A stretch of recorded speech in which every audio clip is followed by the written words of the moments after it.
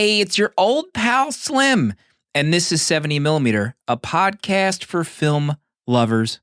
Every Monday, I'm joined by famous artist Danny Haas. I will say, podcasting for a year with Proto has made me a better person.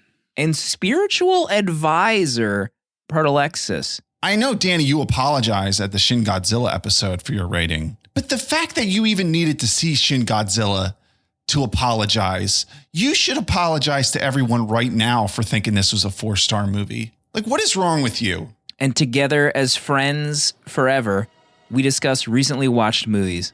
Later in this episode, we're focusing on our final pick for Cult Month, Mr. Nobody, starring Jared Leto. Is this the movie that destroys the village once and for all? Or will we grow stronger than ever before? Let's find out together.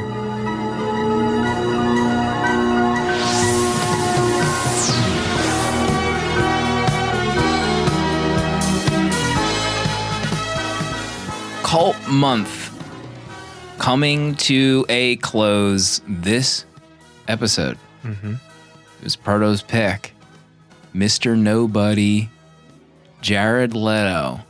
We're going to get into it at the bottom of the hour of this episode. Proto, how are you feeling going into it? The letterbox reviews of the community, the villagers, have been coming in hot and heavy, low on the low end so far. But what's your vibe?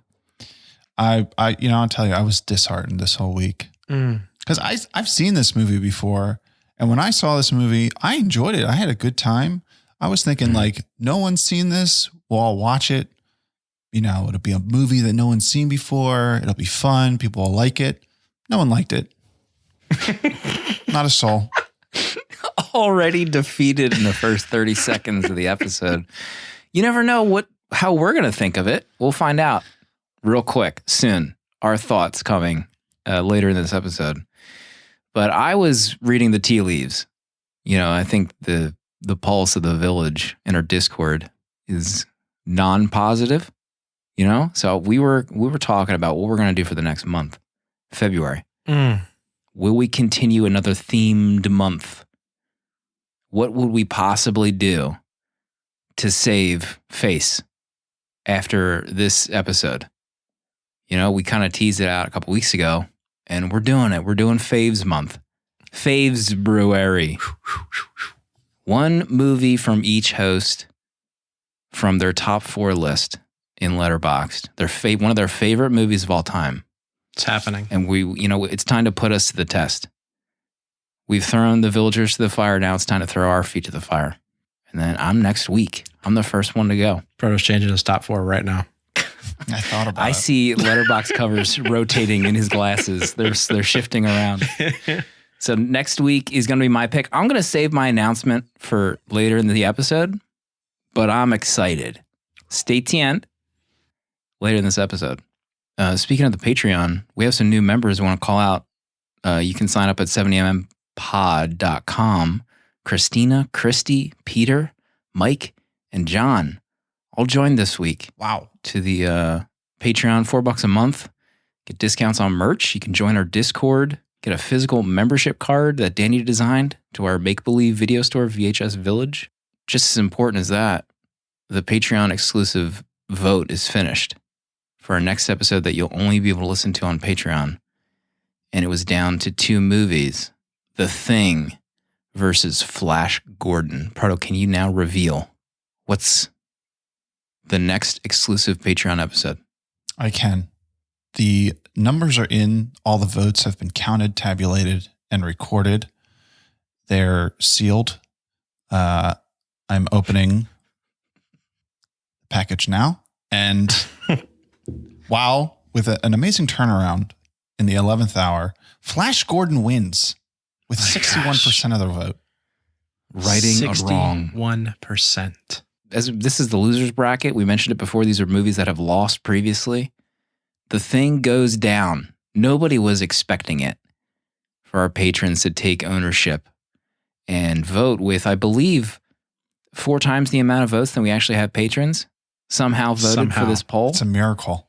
I don't know how it happened. But I'm excited to do Flash Gordon. So that's going to be our next exclusive Patreon episode. I've never seen it myself. I've never seen it. I know Never. Art just bought a 4K disc. He doesn't have a 4K player. Devotion. That's the power of this movie. Goodness. Powerful. The people have spoken. So sign up for our Patreon at 70mmpod.com or patreon.com/70mm. I have spoken. Danny, did you watch any movies this week? Yeah, I watched one movie with my kids, and we took on Wolf Walkers, the cartoon on Apple TV Plus Premium, whatever it's called. And I really loved it. It was a lot of fun. I think the only negative I gave was a little too long, but great story, great. And oh my gosh, the animation is beautiful, especially the background work in that film is inspiring. Yes. So it was great. A lot of fun. Kids loved it. I didn't think they'd be as attached to it as they were, but they glued to it for the hour and 45 and change or whatever. So it was a great movie. 4 stars. I thought the same thing too, Danny. The background just blew me away. That there's the background of like when they're near the forest and you see the village or like the city in the background, and it's like flat, so it like takes up the whole screen. It's just beautiful. I would love a print of that. Yeah, a lot of really cool decisions on that background work. I don't have Apple TV Plus Pro to watch this, but I have seen their previous Song of the Sea, and I remember that one, and then they did another one that kind of wowed me with the background. So I'm still excited to see this. That might have been The Secret of Kells. Oh yeah, where just like the background stuff just like blew me away because nobody was doing movies like that. Song of the Sea is really good, really really good. Big week for you. Finally getting into Wolf Walkers after all this buzz. All the buzz. Proto, I think, was like the final straw. Seeing how much he loved it. Noted Apple shill. Proud. I'm an Apple shill now. I mean, he's wearing like a white mock turtleneck right now. Beanie. He could easily walk on stage at a product announcement at Apple. Well, it's Steve Jobs' birthday, so I thought I should honor him. Wear this. I'm not researching that to verify one bit. Just gonna roll with the punches for that. What did you watch, Proto? Well, you know, after the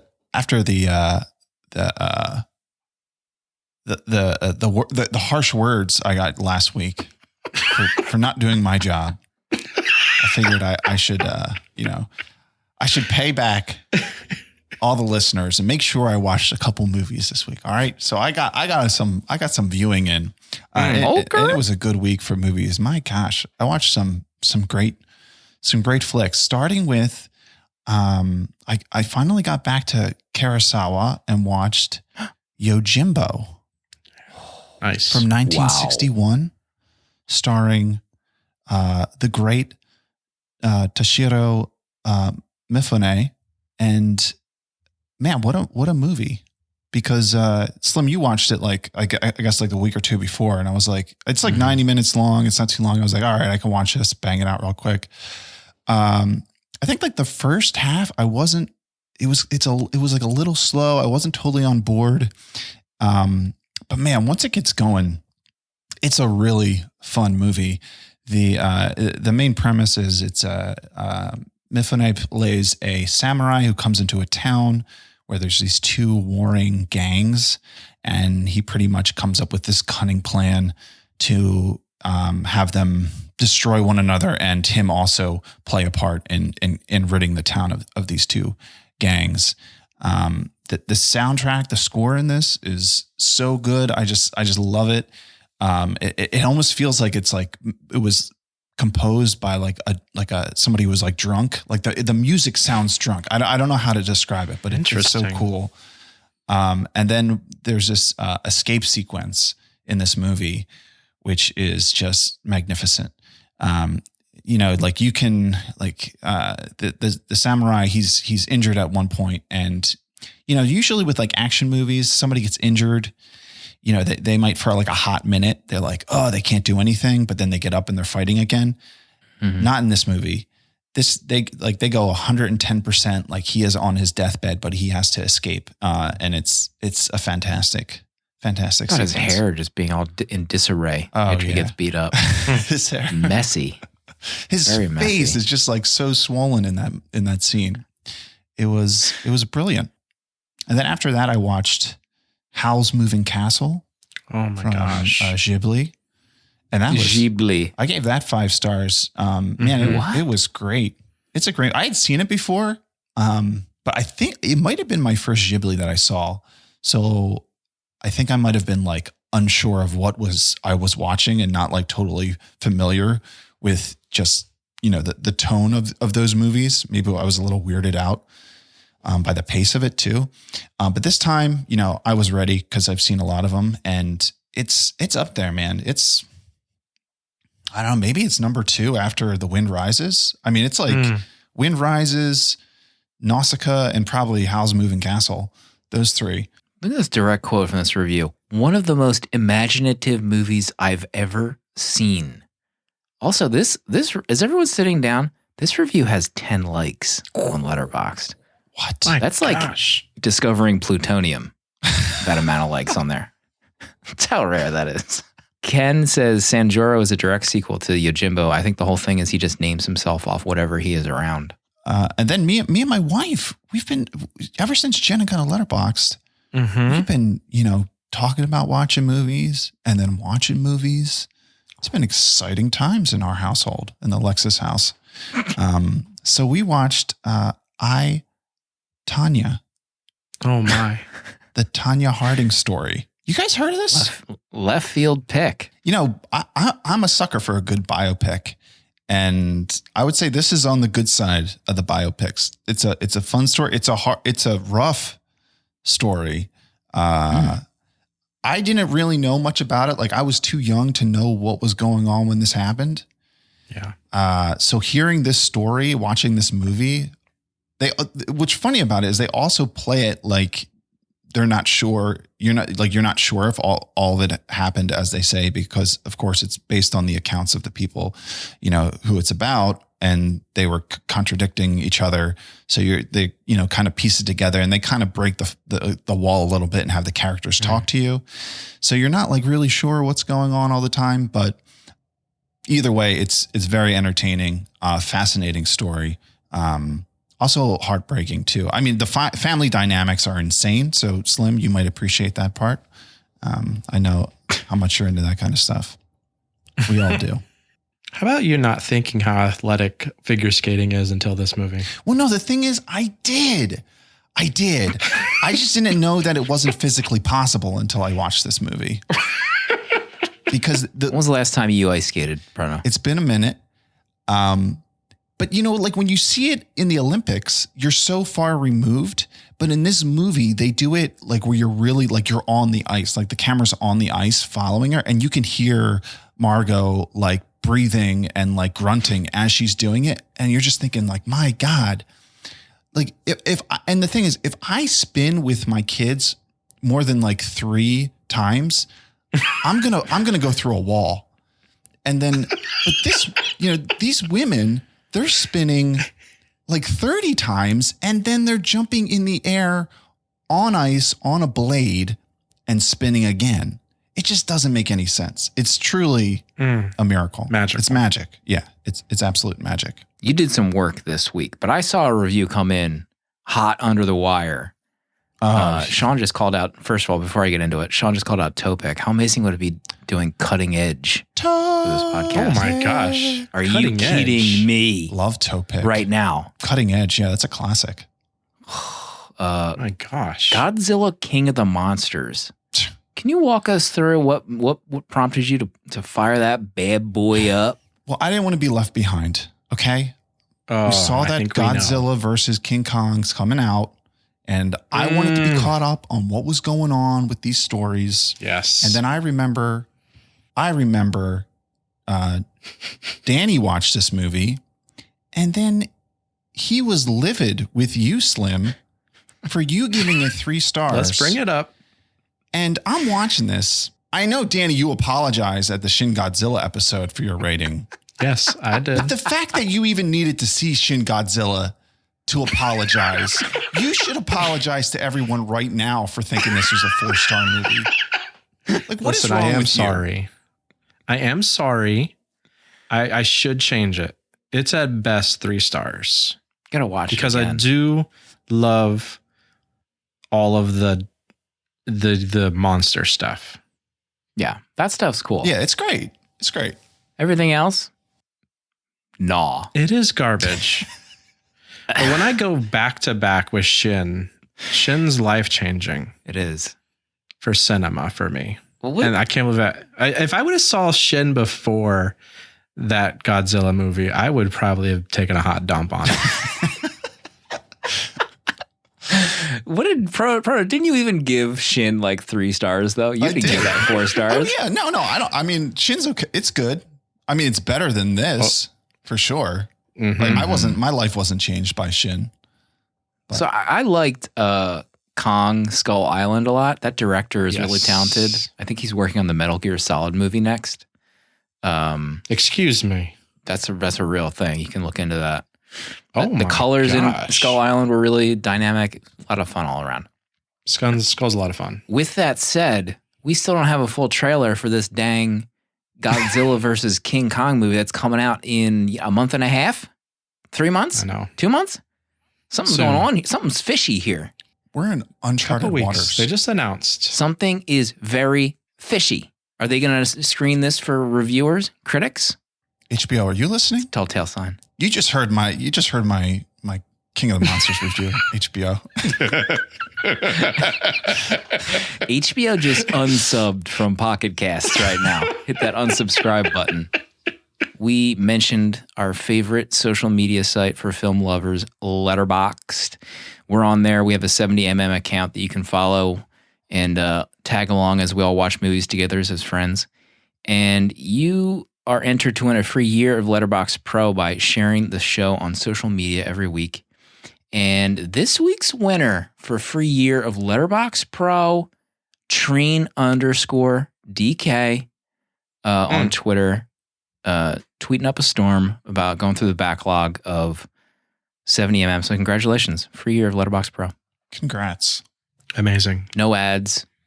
You can see where your movies are streaming so you can find what you want to watch, get year-end stats, a lot of good stuff when you're a pro member, and you're supporting Letterboxd in general. So if you want to do that and you didn't win, you can do so 20% off discount code that you can get at 70mmpod.com to upgrade to pro or patron status to support Letterboxd. So by all means, do that. Mr. Nobody, Jared Leto, and this one came out in 2009. This is Proto's pick to wrap up Cult Month.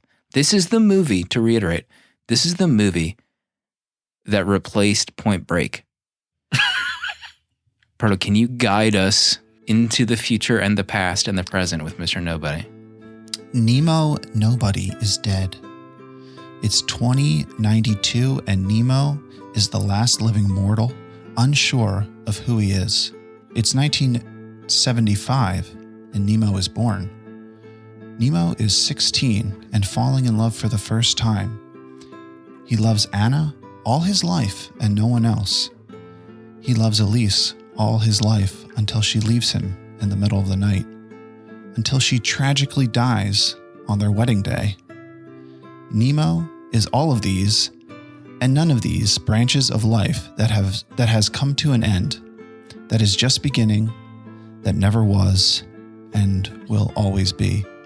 Nemo is sure of who he is until he has no idea, and the many possibilities of his life unfold and disappear as meaning is found just before it is lost forever. Mr. Nobody.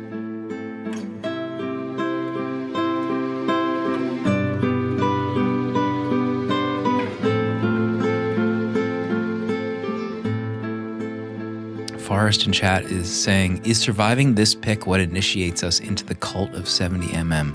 Stay tuned. This is on a host of streaming services. So if you're at all interested in watching this movie before moving forward, you can do so. Vudu has it for free. I just sit through, I felt like the same G-dang commercial every 20 minutes watching this in their app. God bless. It was free though. I paid for it on Amazon. You did? Yeah. Oh no my. commercials for me. Wow. I needed to get it started and finished. Take my money. Danny, what was your vibe when you heard about this movie? and that we're going to dig in for this. I saw you had a lot of notes for this viewing. We saw the notepad. Notes. What was your vibe going in, sitting down to watch this? Well, when Proto announced it, I was very excited because I do love Jared. Outside of it replacing Point Break, I am a big Jared Leto fan. And I hadn't seen this movie. And it's been one of the ones that were kind of like in a blind spot for me that I keep forgetting that exists. And no one really talks about it. So I just assume it probably wasn't good. Stay tuned. And so I was excited coming into this because I don't know what to expect. And it has a really good trailer. The trailer I watched had me intrigued. And I was excited. How about you? Yeah, I didn't watch any trailer. I didn't watch anything. I just kind of heard what Proto's description of it was. It had Jared Leto. I didn't know what year it was. The only like older school Jared Leto. Oh, that reminds me. We asked a question on IG what everyone's favorite Jared Leto movie was. We'll have to get to some of those responses later. Some pretty funny ones. Or we don't have to. I saw some. I know you saw some of them and probably didn't like the responses. But it looked kind of like a sci-fi movie, like Jared Leto, mid-2000s sci-fi. So I'm like, okay. But the only other older Jared Leto movie I can think of besides Requiem is Panic Room. Panic Room was my jam when that came out with Jodie Foster. It's pretty good. God, love that movie. Jodie Foster month. Are you kidding me? We'll do Silence of the Lambs again. So I was into it. I would have loved to do Point Break. Point Break would have been the kind of mainstream pick, the layup. Mm-hmm. So this was the proto gamble. Oh my God, Farce says Contact for Jodie Foster month. If Forrest only knew our love for Contact. I'm ready to shut this show down right now so we can plan Jodie Foster month. I mean, Contact could happen in Faves month. Oh, God. I can't even breathe right now. So I was ready to jump in. Sat down downstairs last night to, I think I started it last night. Fired it up on Vudu. Was ready to go. My first note, if I may. What is this look of Jared in this movie feels like is this like old school Jared considering like his vibe around this era? Because he had it the whole movie. He had like the Hoobastank hair flop. Or whatever, like Fallout Boy, whatever those bands are around that time frame. 30 Seconds to Mars hair. I'm not super familiar with like his style in 30 Seconds to Mars. I know that one song that was good. It. But man, he had it the whole movie. I kind of agree. I mean, but it is his look. But I'm used to his look, so it didn't bother me. But I do prefer his like Jesus look. Mm-hmm. So I like his long hair. Mm-hmm. It struck me as a little weird when he like the period where he was married with 3 kids and he's got like this long hair that he looks like he would have. I don't know, like just a younger person would have. Like he's like this executive at this company and he's got like this hair. Right. It did feel a little weird. Like this doesn't seem to fit this person's life. It didn't transcend each storyline very well. No, he looked like an IT goober for half the movie. Like he was coming to install Windows 2000 on your computer and make sure your printer was working. Pardo, how was this viewing for you? What were you thinking about as you were watching it?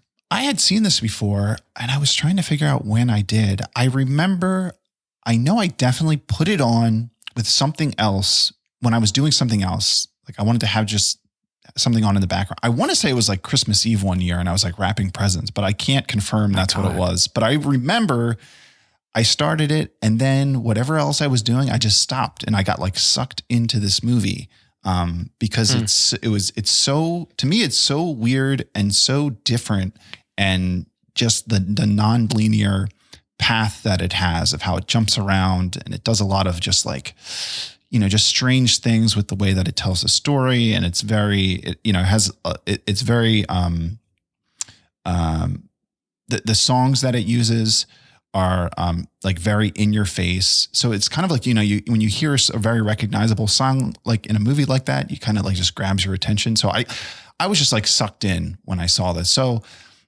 coming around the second time, I wasn't sure, what I was going to think. Of course I knew the basic premise of it, but a lot of this stuff I didn't remember in the movie.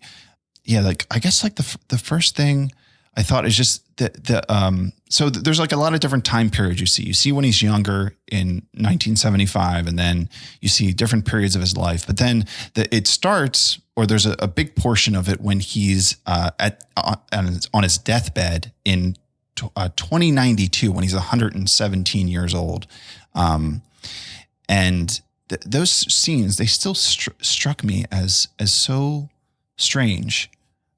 Just this guy who is this old, and he's got like this really raspy, strange voice. And I think like, oh, it's so weird. But of course, I've never met somebody who's 117. So maybe they would sound like that. Can you tell me how old you are? Oh, I'm 34. I was born in 1975. I don't know. What did you guys think of like that like, just that realization of like the future like that? I get so annoyed with that take in sci-fi that we jump somewhere between that's still I mean, 2092 is far, yes, from us, but it's not that far. Mm-hmm. And to think that in 2092, as a human race, we've achieved immortality, that kind of idea, it just annoys me. I don't like that look of sci-fi either. That's this outrageous kind of clean towers of like these pristine pillars of buildings and flying cars. And it just, I don't know. That stuff bugs me. And I think most of the future stuff in this, I just was kind of annoyed. It just felt like, let me cherry pick what all these like sci-fi, I don't know, tropes these tropes, and just kind of put them all in one movie. I feel like that is probably for me, the low point of the timelines. I feel like it could have been done differently and better. I do like the jump to Jared being that old, or Nemo, and that guy with a tattooed face. Really, it was hard to look at. It's gross. It was really weird. But it is funny though that speaking of those scenes, Daniel Mays, the guy that comes in to interview Nemo, that sneaks in, I think he's now our most reviewed actor on our podcast. He's been in now 4 movies we've talked about. Yeah, what else? He was in 1917, Rogue One, this movie, and then he was in All or Nothing. Oh my God. Oh my God. Did he play the like He bully? was the jerk. Oh my God. He was the bully. I thought that scar was real. Was it not real? I guess not. I don't know. I guess not. Maybe he hadn't got it yet. I don't know. But yeah, that stuff takes me out of it when it comes to sci-fi. I didn't like the idea. So the old person, he's old, and they're like, oh, the last living mortal. What was it like being alive and not immortal? It's 2092. You don't have any records of other mortals. It's not even that far into the future. If it was like 22 or some bull S, and like he was the last one, like it didn't, I was like, what is he talking about? Like, why would he be the last mortal? And everyone's so curious to know what being a mortal was like. So I was like, almost like immediately taken out of this movie. Like, what? Okay, I don't like this. This guy has tattoos on his face for no reason. He looks like a dope. I want him out of here. And I don't like looking at him. And I don't like this old guy. And get me out of here. That was my first thought. I kept thinking he would. I kept thinking that guy was Ben Kingsley with the tattoo. I did too. His voice sounded just like him. Yeah, it's like under those tattoos. Knock off Ben Kingsley. Yeah, he's under there. I really wish that it wasn't Jared as the old person. I wish they had used an actual actor, that because he just looked funky. And you're probably right. I've never seen a 118-year-old man before, but it just looked, I would rather them just use like an old person and an older actor, because there was something about the makeup, but it was still Jared's eyes. If he was like workshopping the old man, like on like stage, like, hey, show us what you're working with for the old man bit, Jared. And he's like doing it. I would have been like, yeah, let's get the old actor in here. Let's maybe not use you. His as the old movements person. were very like the shaking hands felt very like, fake, and the way he walked. But his laugh was amazing. Like it was so creepy. They should have Joe Pesci.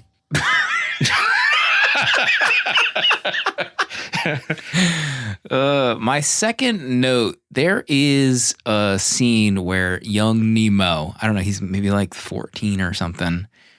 He has the hots for this gal, Anna, young gal. And then his mother kind of finds a new beau and they move in, and Anna is the daughter of this guy. So they're living together now.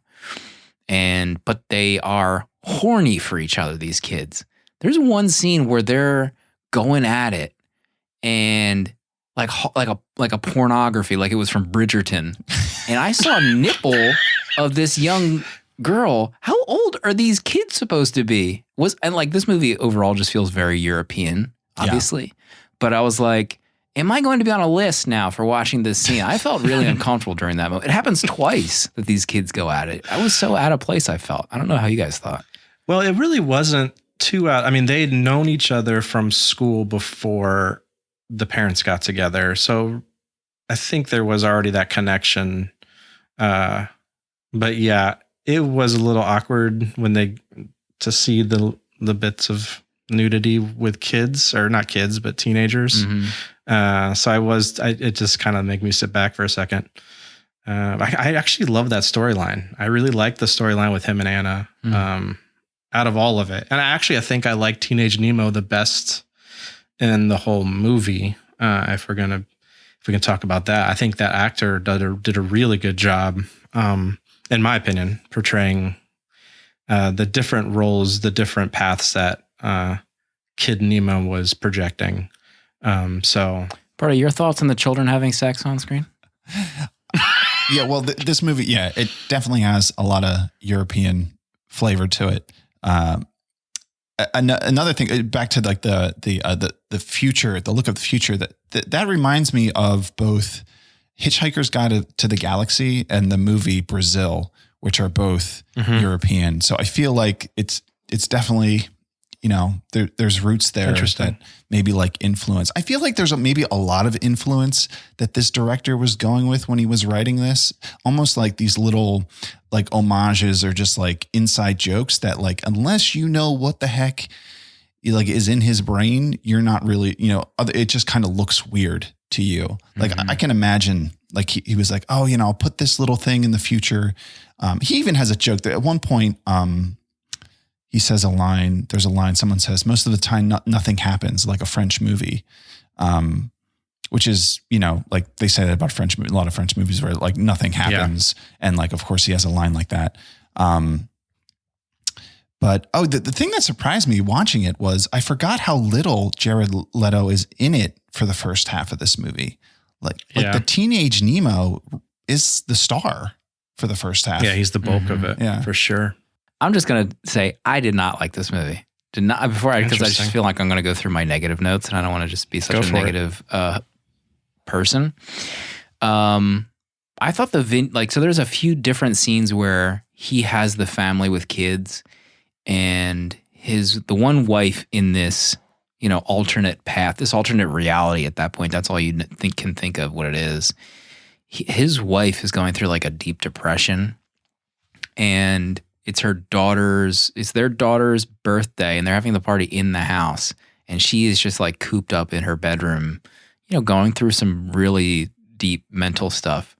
And they have the party downstairs. The music is blaring. Your wife is going through, some kind of postpartum depression, event. And you're just going to continue to have that party downstairs with the music blaring while she's up there having like a mental breakdown. Jared's character in those scenes, I guess maybe later in the movie, it's kind of explained why there's no, I guess, pseudo emotional depth in him. But I just felt like slapping Jared around. Like, wake up, dude. Like, what is going on in your life where this is allowing to happen? There's a lot of weird scenes like that where Jared's character just wasn't written very fleshed out, and it kind of like annoyed me. But you could say that the ending of this movie maybe was the explanation for that, but that was just my vibe. Once I realized the ending, going back and thinking about the film, what we're seeing is the projection or the images that the kid Nemo is. So we're told that he has the ability, because he wasn't touched by the angel, to have the ability to see the future. So when his parents are at the train station and make that like horrible scene where they're making him choose between parents. Put them in jail. Put them both in jail for that. That was ridiculous. But so from that point on, from that train scene on, we're watching little Nemo decide his path by thinking about which parent to go with. So when you think about Jared's performances, it's really just the projection of this little kid thinking about his future. So I was kind of chalking it up to that, like this idea that even though these scenes have like weird moments in them and they look kind of funky, it's all in this kid's like imagination and figuring out the correct path. If he goes with his mom, is this the right path to take? How's it going to end? Or if he goes with his dad, how is it going to end this way? And there's so many like fracture moments, which is why there's 3 different wives. And it's what's frustrating about this film to me is there is an amazing story here, and it's shown so poorly. Like, I don't like how it's told. Like, I really like this idea of, you know, searching for meaning, like kind of outside of yourself. And there's it's just frustrating scenes, and it's very badly edited and made, I think. Yeah. So this is my take on all of that, of like how, you know, there's so many different timelines and it jumps back and forth. And I feel the same way. Like, it's jarring the way it moves. It almost doesn't feel like it necessarily has a rhyme or reason as it moves. Like, sometimes like the flashes will be so quick, you'll be in this big moment and then it just like jumps out of it. And it's a long movie. This is 2.5 hours long. So there's a lot. And it's that same just direction the whole time where it's jumping around. But to me, I think this movie, it's trying to do something that's unique in that so it's non-linear. And I think what it wants to do is it wants to allow the viewer just to see that like this movie is kind of just showing different lives of what your life could be. And once you come to that realization that like, okay, I'm not supposed to try to make sense of all of this. Like, I'm not going to be keeping track. There isn't any meaning, or like there isn't one timeline that makes sense. These are all over the place. But it gives you like room to actually consider your own life and your own choices that you've made. That, you know, there's because we all can think of pivotal moments in our lives where we think, you know, like, you know, on a random day I met my spouse, or man, what happens if I had turned left and that terrible thing didn't happen? You know, so we all have those moments in our life where we think of those things, but we don't have this opportunity where we would know how it would play out different. And I think this movie kind of creates that space where, as you watch, at least for me, as I watch the movie, more so the first time, I feel like this movie doesn't actually age well, or it doesn't work well with multiple viewings. But like the first time I watched this, I felt like I was thinking of my own life a lot and how the pivotal moments have played out, and allowing me to like contemplate those things. Because the another portion that I really like in this movie is the documentary portions that we see Nemo doing in the one timeline where he's, I don't know if he's like a professor or something, but he's like doing this documentary, and he has one about time, and he talks about time as a temporal dimension. Then he has one about sex as a battle between organisms, and then one about fear, and if like fear is written into our DNA. And that's like, it's very heavy-handed in that way, right? But to me, like, as I'm thinking about my life and then like seeing these things, and it's so like existential and like these big concepts, and you can think that like this is, yeah, like heavy-handed, or, you know, he's kind of a snob. But for me, I kind of like took that and I feel like it gave me like food for thought. And as I watched it, like the movie actually being this long gives you that room to think about those things. Although I still feel like it's too long. I feel like he had like a purpose in being it to the length that it is. For me, one of those moments that you look back on would be me not getting a 4K TV. What else is on your list, Danny, for Mr. Nobody? One thing I liked about the separation of the 3 different wives was how each one tonally had a color to it that represented different like experience he's having in these time So like with Anna, a lot of red, a lot of passion. With Elise, she was the one with depression. So everything was like blue and gray and it was dark. And then Jean, it was that yellow, the wealth of the things that he's accomplished. And I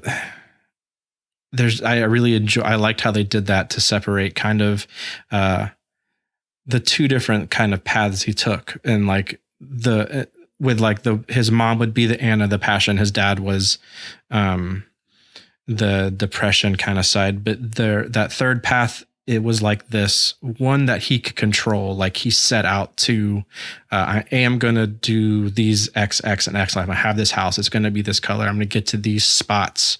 And so everything that he could control, because everything else was out of his control in this movie. Like decisions that were being made for him were choosing these paths that he couldn't really control. And that third path was like this symbol of what he's controlling. And then it showed how he ended up just even wanting to kill himself at the end of that. So I like that. I mean, I thought that was a cool kind of, I liked those vignettes with the families. And I think the best part, I think there's incredible performances in this film by the wives and by, I mean, younger Jared, I don't like older Jared, but, and then the kid, the teen Nemo, which I thought was funny that Nemo is actually nobody in Italian. So it's like nobody. What's his name? Bene. I did read about that. I like the idea of the analysis of like choice and choices we make and stuff like that. It's interesting. I mean, there's so much interesting about this film. It just bugs me. I didn't enjoy how it was made. I thought the cinematography in the movie was pretty good. There was some really nice photography in general. Some old school kind of Twilight Zone-esque shots that I felt like, as kind of things were kind of unraveling or some weird moments happening. Like I could see those scenes happening in black and white and in like an old Twilight Zone episode. But other than that, that's probably the biggest positive I have for the movie. Myself, Proto, is there anything else in your notes too that we wanted to hit? The two other big things, I guess, is I really don't like the music in this. I mean, it's good songs, but man, if you're going to use like any kind of pop song, I feel like the max you can do it is like 2 songs. Once. Yeah, like it was a lot. Once or twice. It was a lot. Yeah, any more than that. And it's just like, come on. And especially with the way that it's edited, at times it feels rushed and it feels like you're looking for like a cheap emotional grab, for your audience rather than working for it or I don't know, just doing it in a way that makes sense. So I didn't really like that. The thing I love though is the whole going to Mars bit with that. I forgot about that. With the spaceship. Man, I love that. And I think the stuff on Earth with old Nemo in that's like the Utopia White City I don't like, but I love spaceships that are like so advanced like that, where like they're in like these containment pods. They're wearing like, they look like, I don't know, I don't even know what to call that suit that they're in. Any of that kind of stuff. I love that. And the Ziploc bags. Yeah, the Ziploc bags. And just even like the tattoos on his face or like the implant type things. Yeah. The implants.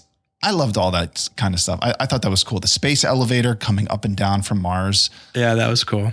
I had one gripe about the Mars thing, and it's because of the storyline. So she says, well, you take my ashes to Mars when I die or whatever. And like, that's a big, that hasn't been a thing yet. You can't just go to Mars when she tells him that. So this whole feat of being able to send a human to Mars, and he literally dumps her ashes on a tram ride.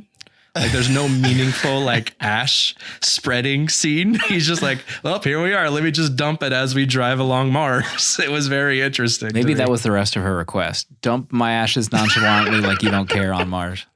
Well, also the fact it was so weird. Well, I also thought like that's not actually supposed to be like one of the timelines, right? Because Teen Nemo is actually writing the story of going to Mars and dumping the ashes. Is it actually one of the I guess, I don't know. Maybe it could be. Who knows? It's hard to tell which that's a big problem. Because isn't it Teen Nemo that is in a coma telling that story? No, well, it's a different teen name because the teen is the one who was on the bike and fell off and went in the coma. This is the other one. What else is on your list, Danny? Actually, we've talked about a lot of it. I hated the train scene. I hated coming back to it. Just watching that kid choose. At the 12-minute mark, I did have a note that said, I hate this, 12 minutes in. I love the themes of this movie. I've said it, I feel like a broken record, but I like the quote at the end where he's on, I'm not afraid to die. I'm not afraid of dying. I'm afraid I haven't been alive enough. It was interesting. Like, it's just kind of a bummer to me. It bums me out that this feels like it could have been this really amazingly profound kind of story of, it's like possible to love and be loved and experience moments of like true happiness, and having a life that can be profoundly meaningful. But it just really falls short for me. It falls short on just, score, cinematography is okay. Acting is the shining moments of this movie. There's some great performances that are caught in this. What's your rating for Mr. Nobody?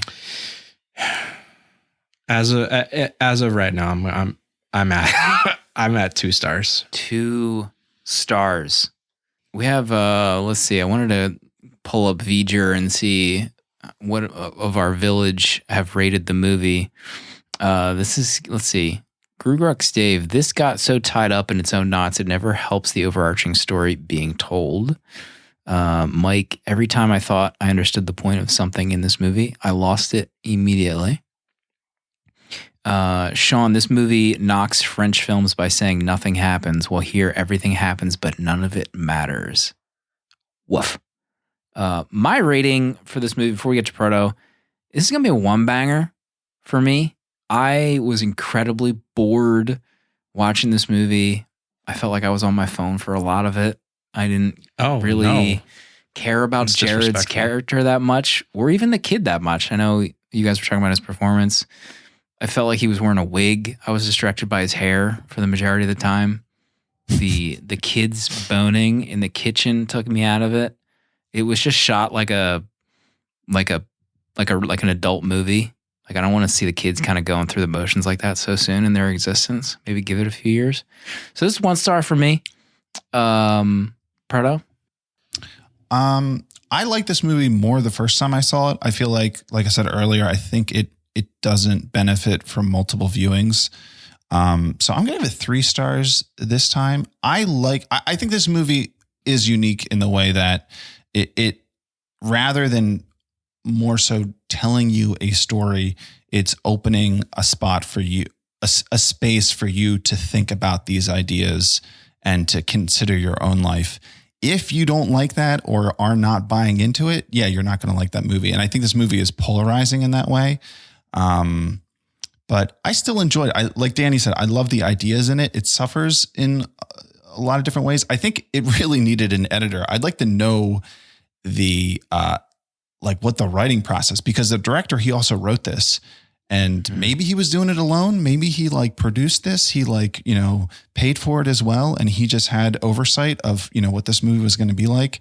But yeah, I think it could have benefited from being tightened up in some spots, but I still enjoy it. And I would still recommend it to the right person. Art in Discord, I appreciate Proto's boldness in these movie choices. I don't see a rating from Art on this one. Would have been interesting to see. How appreciative is he if there's not a rating? Yeah, the low level. He didn't even watch the movie. I appreciate you, Art. Treen, who won the free year of Letterboxd Pro, 2 stars. Follow them on Letterboxd. What a month! This is the biggest month we've ever had. I think it was. Emotional level metrics, the emotional metric level. The spectrum. Next week, we're going to be kicking off Faves month, but we have voicemails to get to and letters before I make my big pick. Let's see. You can shoot us a letter at 70mmpod@gmail.com or just use the links on 70mmpod.com. Let me pull up some letters here. We got a few.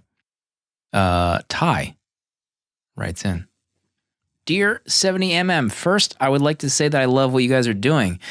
I really have enjoyed my time listening to the previous episodes, and the VHS Village has been extremely welcoming since joining in late September. Now for the movie of the week. A few years ago, I sat through the torture that is Mr. Nobody. I was angry at myself sitting through the entire movie. Maybe I was tricked by Jared Leto's eyes, but there was a positive. I could now walk through life knowing I would never have to sit through it again. The air began to smell sweeter, food tasted better, and the sun shone brighter. Then one fateful day in January, Proto chose Mr. Nobody. Did I do something wrong? What terrible act have I committed that God would let this happen to me again? But the ever-positive person I am, I tried to look for the bright side of life. Maybe there was something I missed in Mr. Nobody. Maybe I was too naive to see it in my younger age. So I sat down in front of my TV and watched Mr. Nobody, painstakingly crawling through the pretentious mud that is this movie. I learned that I had been right the entire time. This movie sucks. And he spelled it with like 4 X's. Keep it up, you guys. Jeez. Love everything that y'all are doing. And that's from your faithful villager, Ty. What a letter. Thank you, Ty. Your truth. We'll never hide from your truth on this show. That's what the show's all about. Maybe sometimes. Keep it to yourself sometimes. Next letter. This is @to_the_were from Twitter, pronounced A_to_the_were. Kind of dumb now that I see it like that. Probably need to change it. I'm the dude you gave the free Letterbox Pro for a year or two. Thanks for that. One of our previous winners. That membership has awakened my love of movies, resurrected the beast from the depths of slumber. Can't say thank you enough for that as well. Truly, and I'm not saying this just to say it, this podcast is one of the best I've ever listened to. Thumbs up from me. Oh my gosh. You guys are blessed, and I've told my friends and recommended you on the podcast I work on and run. Looking forward to what you guys release this year. And Mr. Nobody, seriously? Point Break would have been a better choice. Have you guys thought about doing Ford versus Ferrari or Shazam? Oh my Both gosh. 4 bangers from me. Can't recommend them enough. Cheers, Anthony. But have you seen My Ford versus goodness. Ferrari? I have not. I don't know. I don't know if maybe. Oh, wait, is Christian Bale in that? He is. Oh He my plays the gosh. driver. You know what? That's the other movie I watched this week. I didn't get to talk about Vice. He is amazing in Vice. Unreal. What an actor. Christian's amazing and everything. Actor Christian Bale. Terminator Salvation. I need to Haven't rewatch heard that. of it. I hope that gets in 4K on HBO. ASAP. I loved Ford vs. Ferrari, by the way. I had a lot of fun It was a with lot that of one. fun. Mm-hmm. I loved. Visually, it's killer. Yeah, I think I might even mention my review. The Killer. natural light in that movie with the sun. I mean, I hope it was real sun. It looked amazing. Did they get a Doesn't real matter. sun for It that? was amazing. I don't know if they used the real sun. You can't tell anymore. Next letter. We got a few letters this week. I love the usage of letters. It's old school here. Sean Allen writes in. Hey guys, love your show. Found it last weekend and I wish I found it sooner, but glad to now be along for the ride. Even if that ride includes a nonsensical 157-minute movie that changed tone about every 90 seconds. But I'm sure the timeline of me watching Point Break is having a great time.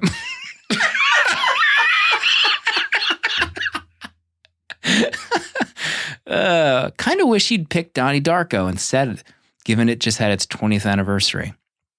Also had its problems, but I find it to be a lot more fun. Keep up the great work, and I'm excited for what's next. And that's Sean from Cincinnati. Love the location call out in the email. Party, have you seen Donnie Darko? I have seen Donnie Darko. It's been many a year, though. Ages. Mainly because it's not that good. Donnie Darko falls into that Slimfluence territory of like Rocky Horror Picture Show. Like, we get it. You like Donnie Darko, okay? Everyone loves Donnie Darko. You shop at Hot Topic. You know? Sheesh. I get it. Art says, for real though, Dad Month equals the host's dad's favorite movies? Kidding me? My dad? Oh Jesus. my God. I can't even think of what it could be at this point. I think you would regret Just that, Art. fell over at the thought of it. Oh my God. Oh, could That be would good. be hilarious. Mom's Month? Sheesh. Mom's going to have us watch like the... I was going to say... The Shack. What's the Rapture movies with what's his face? Left Behind. Left Behind. That kook. Get a mask on, bro. You're going to be left behind for dead. Kirk. Will Latner writes in next. Hey there, 70mm. It's Will Lat Daddy here. I wanted to send a letter instead of a voicemail today because I've got to cover a sensitive topic and figured I could be more tactful with a carefully crafted email. This is also in good fun, and I was cracking myself up while writing this. We're getting into a Obama meddling Obama situation here. The letter hasn't even started. Have you guys seen my letter? It's going to be a good one, let me tell you. Oh, shoot. My topic today, is everyone sitting down? My topic today is Proto's film picks. I might need to take a drink of water here before I finish this. Clear your throat. Don't choke. Let's see. Don't get me wrong. I love Protolexis and his insights into every movie. But I've got to be honest. I've been burned more than once by his picks. Normally, I try to watch all of the new to me movies you guys cover, but the commitment started to crack after X, the man with the X-ray eyes. Then I got smashed by Solaris, and it was game over. Speaking of game over, how about that game over scene in Mr. Nobody with the airbag says game over on it? Oh my God. Back to the letter. Haven't watched a Proto pick since. For context, the Solaris episode was released for Patreon on October 30th. This week, I took one look at Mr. Nobody and its runtime and bailed before even thinking about getting on board. Looking at these villager ratings, it seems like I made the right call. I don't really have a purpose or goal with this email. I'm not asking Proto to change who he is or reevaluate what he picks because I love the episodes whether I watch them or not. I just wanted to share about my experience to give Proto and the other hosts or villagers the chance to offer encouragement, rebuttal, or advice. I'm looking forward to this episode as always, and I'm very grateful for the village and the opportunity we had to dialogue about these important issues as friends and film lovers. Love, Will. P.S. I realize I neglected to mention Muppet Christmas Carol, which is technically a Proto pick, though I didn't rewatch this year, 4 stars, but X and Solaris combined for 3 stars total. I rest my case. I will say, podcasting for a year with Proto has made me a better person. He's inspiring as a human being. Yeah. He's bold, makes big choices. And I'm happy to be on a show with him. Always. And I look forward to his picks. He has insights that I may not see. So I was excited for this film. And I'm grateful. Very grateful. How about that? I mean, that Solaris ep, you kidding me? Oh, that movie's trash. No. What a first of all, you're movie. wrong, but that's fine. Oh, God. Loved Solaris. I am very appreciative, first of all, obviously, of Proto, but also of people that listen and don't watch because, you know, there are many podcasts out there that cover things that people, and it's normal, people won't listen to it if they haven't watched it before or have no desire to. So props to Will for still joining us along on this journey. Very appreciative. Proto has no rebuttal. No, I mean, what are you going to do? You know, when you stick your hand in the pain box, sometimes you get burned. Okay. No one knows what's in there. Nobody knows. Great letters. We have 2 voicemails, I believe, that I need to fire up here. A little voicemail machine. Let's get to dear friend of the show here. Hello, this is Dirk. Dirk Feelgood. How are you guys doing? Are you all right? I know you all like to take the mick out of Protolexis. He can't pick a good movie to save his life. But last year he said something so profound and so beautiful it shocked me to my core. He said, think about all the movies that are out there. There's so many that you'll never be able to watch them all in your lifetime. So the reality is there's an infinite amount of films to get through, endless opportunity and choice. And I had an epiphany at that. And tonight it's made me go back to view what some call the biggest IP in movie history. Yes, you want to talk about franchises? It's got the lot. Books, comic books, TV shows, apparel, which is another way of saying clothes, and of course, movies. And to top it all off, 2021 marks the return of it to the silver screen. What am I talking about? Mortal Kombat. Oh, gosh. Yes. Tell us more, please. Oh my gosh. You heard? And this film is crackers, isn't it? It starts with two guys looking like they're gonna French kiss, but instead they start doing spin kicks and there's a load of space behind them and no one's really watching because it's dead mysterious. Then a boat turns up and it's got like a dragon's head on it and they all get on it thinking they're gonna have a wonderful holiday, but it's not a wonderful holiday, is it? It's like a fighting competition. And then at one point somebody says, "Give me a break," and then they snap his neck. Give me a break, and then they snap his neck. Brilliant. And all thanks to Protolexis that I watched this tonight. Stephen? Yes, I'm shooting on you. I'm using your real name. Stephen? Thank you so much for inspiring me to watch Mortal Kombat. And we're all rooting for you. I'm sure you'll pick a good one someday. Love ya. Dirk up to his old tricks.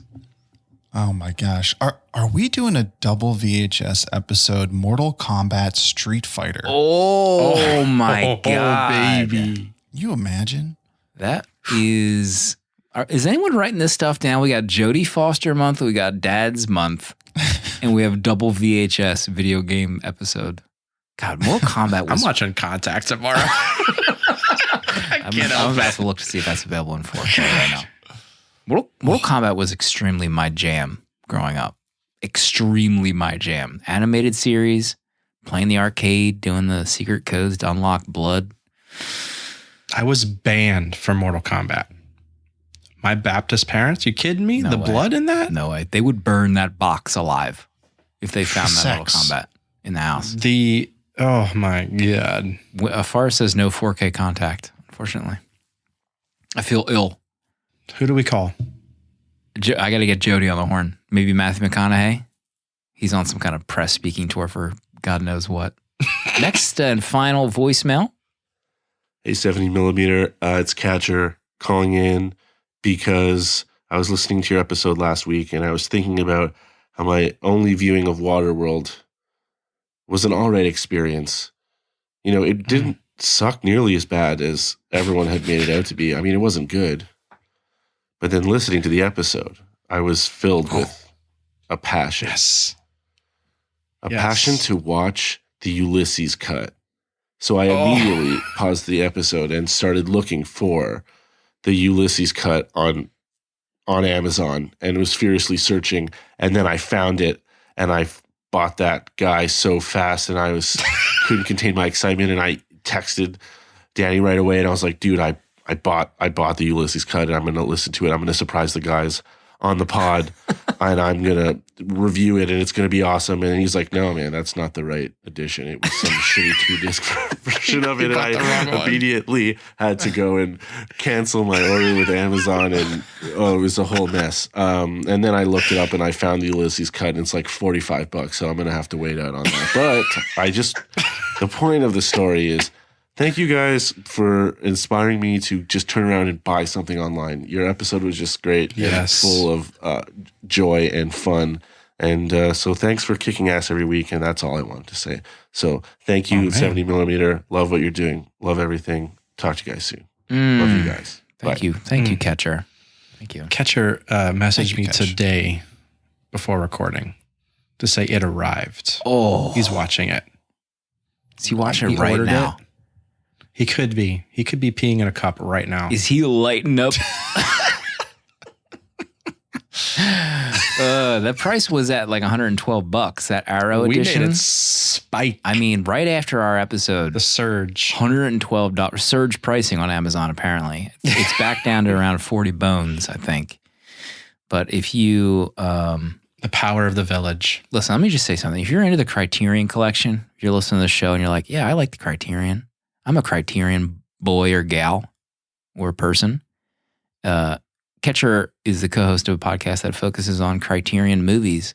It's called The Cinernauts. They venture in there as friends forever. Boom and Ian, former producer of this show. And very good podcast. I highly enjoy it. I listen to it every week. I would recommend the Barry Lyndon episode. Mainly because I love that movie and Kubrick, but they have a great conversation about How it. about Catcher's art every week? It's great. When are we going to see some of He's on Proto's another art level. for 70mm?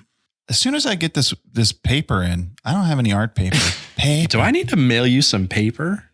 You know what? I ordered paper and then my kids used it all in like a day. I gotta hide some of it.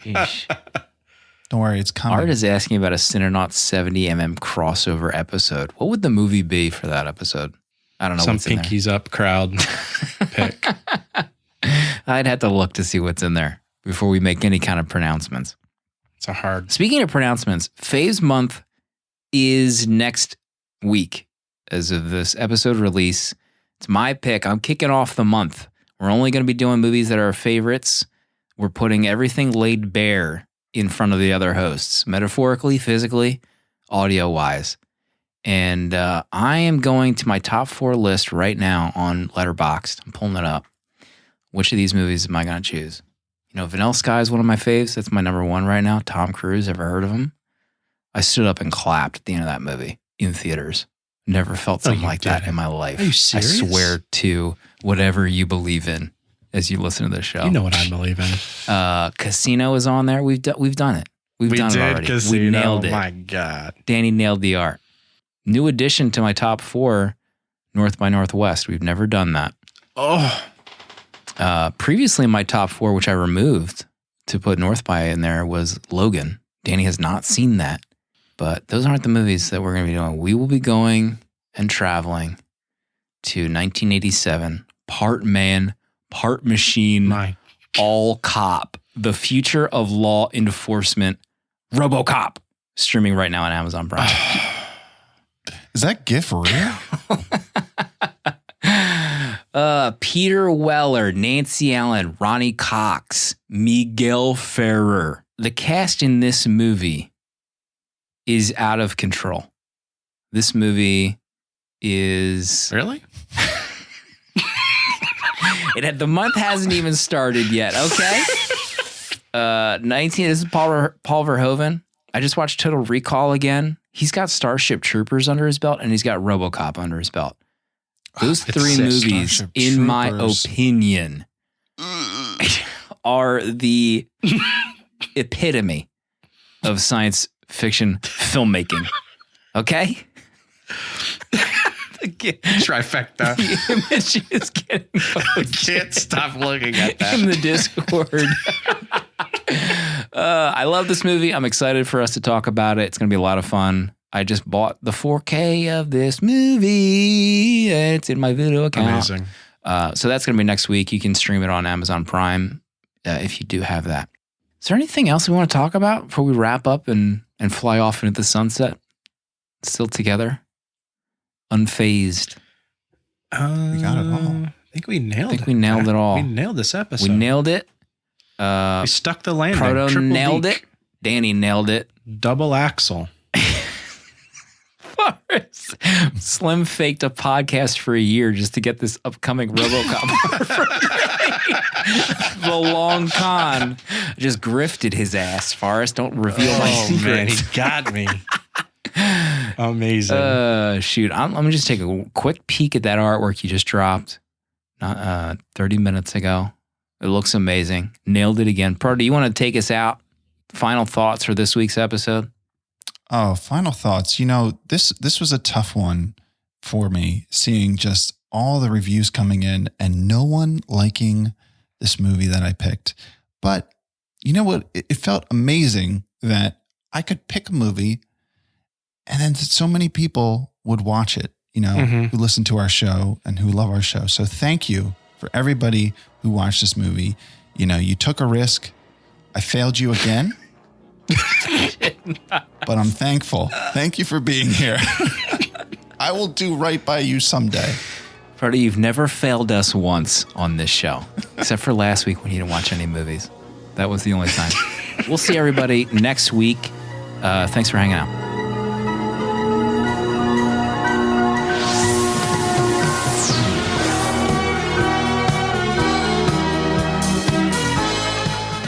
'70mm is a VHS Village production and produced by Dale_A. Original artwork provided by Danny Haas and spiritual guidance provided by Protolexis. Prints and other merch are available at 70mmpod.com. This episode was mixed and edited by me, Slim. You can support our Patreon for early access to episodes, discounts on merch, a physical membership card mailed to you, and access to our Discord to talk movies with other villagers. If you'd like to support our friends at Letterboxd and upgrade to pro or patron status, you can do so with a 20% off discount at checkout on the web using the code 70mm. Goodbye.